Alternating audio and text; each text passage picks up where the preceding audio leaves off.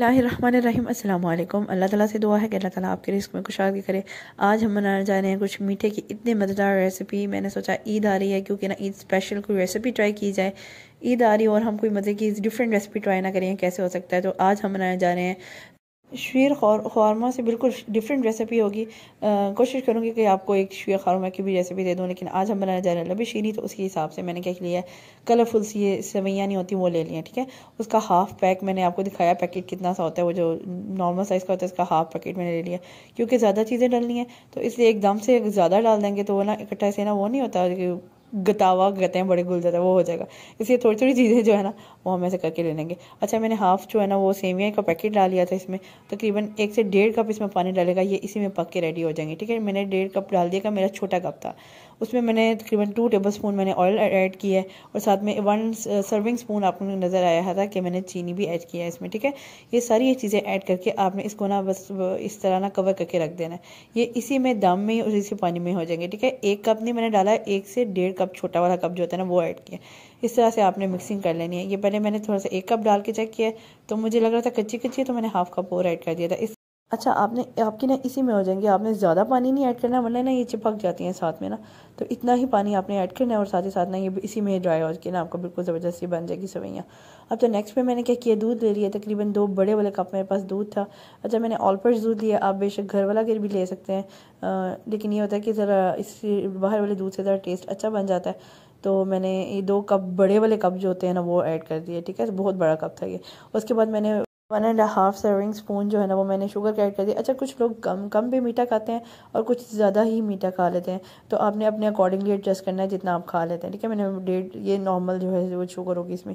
इसमें मैं क्या कह रही हूँ, कस्टर्ड तकरीबन मैंने हाफ़ कप और दूध लिया, उसमें 4 to 6 स्पून टेबल स्पून मैंने डाली हैं कस्टर्ड के, और उसमें जब बॉयल हो रहा था दूध, साथ ही साथ ना मैंने इसमें ये ऐड कर दिया कस्टर्ड, दूध मिला के कस्टर्ड में और साथ में इसमें ऐड कर दिया। आपने मेक श्योर करना है मिक्सिंग अच्छी तरह करनी है, क्योंकि इसमें गुठलियाँ बन जाती हैं। फिर कस्टर्ड को जब दूध में मिक्स करेंगे तो वो अच्छे तरीके से मिक्स करना है, इस तरह आहिस्ता से वो बिल्कुल ज़बरदस्त गाढ़ा हो जाएगा। अच्छा, इस पॉइंट में मैंने एक क्रीम ले लिया, आप कोई भी क्रीम ले लें, तो आपने ना इसमें इस पॉइंट पर क्रीम ऐड कर देनी, थोड़ा सा हल्का सा उसको ठंडा करना है, और इस पॉइंट में ना आपने थोड़ी सी क्रीम ऐड करनी है। क्रीम जो है ना वो आपकी तकरीबन ना मेरी 1 फुल क्रीम से थोड़ी सी ड्रेसिंग के लिए बची होगी, और बाद में मैंने थोड़ी सी डालनी होगी वो उसमें, बाकी मेरी तकरीबन सारी क्रीम यूज़ हो गई थी। इस तरीके से कुछ कलर ना देखें इसका फेंट हो गया, येलो येलो था, अब थोड़ा सा ना डल येलो हो गया। इस तरीके से मैंने इसको निकाला एक बाउल में, इसको मैं ना थोड़ा ठंडा होने के लिए फ्रिज में रख दूँगी। साथ ही साथ मैंने क्या किया था, जेली बना ली थी। जेली तो उसके सारे साशे में पैकेट पे लिखा होता है किस तरीके से बनानी है, आपने उस तरीके से ज़रा गाढ़ी गाढ़ी कर लेनी है, ठीक है। मैंने ना इसमें कटिंग करके इसके क्यूब्स में, तो इसको भी फ्रिज में रख दिया था। अब मैंने क्या किया है, ये मैंने जो मेरे पास मिक्सचर जो ठंडा होकर आ गया था, मैंने उसमें सेवइयाँ ऐड की हैं कलरफुल सी। अच्छा, ये देख लीजिएगा, ये जो है ना मुझे इतनी मज़े की सेवइयाँ नहीं लग रही, वो यही वजह है कि ना उसके ना वो कलर इतना प्रोमिनेंट नहीं हुआ। कुछ अच्छी सेवइयाँ भी होती है जिसमें ना कलर आपका बिल्कुल प्रोमिनेंट होता है। अब जो मिली इस टाइम पे मैंने रेसिपी के लिए दे ली, लेकिन आप अच्छी क्वालिटी की लीजिएगा।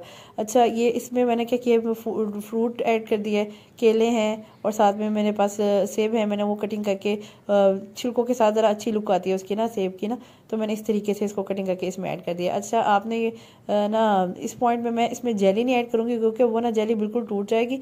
जब के रोज़े चल रहे हैं तो तकरीबन 2 से 3 घंटे मैंने पहले बनानी थी, तो ऑफ कोर्स हमने अफ्तारी टाइम में खानी थी, तो इसलिए मैंने इसको ना ऐसे ही ना फ्रीज़र में रख दिया था। इसमें मैंने जेली बिल्कुल एंड पे जब ड्यूरिंग सर्विंग मैंने ऐड करनी है, ठीक है। अब मैंने फ्रीज़र में रखी है इसको, तकरीबन रोज़े के से तकरीबन 15-20 मिनट 15 मिनट पहले मैंने इसको निकाल लिया था।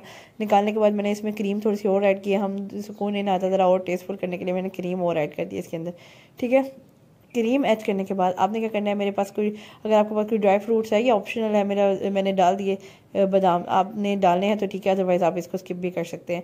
उसके बाद मेरे पास ये जेली जो है ना मैंने दोबारा फ्रीज़र में रखी थी। अच्छा, ये दोबारा से मैंने निकाली है, तकरीबन 2 घंटे गुजर गए थे इसको फ्रिज में ना। इसको जितना ठंडा करेंगे ना उतना ही मज़ा आएगा इसको खाने का।